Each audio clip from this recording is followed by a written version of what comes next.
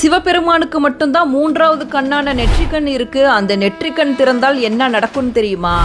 எளிதில் பக்தர்களுக்கு அருள் கொடுக்க கூடியவரும் சிவன்தான். அதே நேரத்தில் எளிதில் கோபம் கொள்ளும் கடவுளும் சிவன்தான்.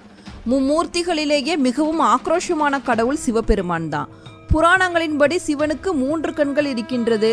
சிவபெருமானுடைய நெற்றிக்கண் திறந்தால் எதிரில் இருப்பவை அனைத்தும் எரிந்து சாம்பலாகிவிடும்.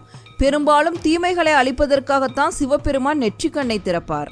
ஒரு தடவை காமதேவன் சிவபெருமானை தியானத்திலிருந்து கலைக்க முயற்சிக்கும் போது சிவபெருமான் கோபம் கொண்டு தன் நெற்றிக்கண்ணை திறந்து காமதேவனை எரித்து சாம்பலாக்கினார். ஒரு தடவை பார்வதி தேவி விளையாட்டுக்காக சிவபெருமானோட கண்களை மூடியதால் இந்த பிரபஞ்சமே இருளில் மூழ்கியது. பிரபஞ்சத்திற்கு ஒளியை வழங்க சிவபெருமான் தனது 3வது கண்ணை திறந்ததாக சொல்லப்படுகிறது. சிவபெருமான் ஒரு யோகியாக இருந்து பல ஆண்டுகள் கடுமையான தவத்திற்கு பிறகு ஞான ஒளியை பெற்றார்.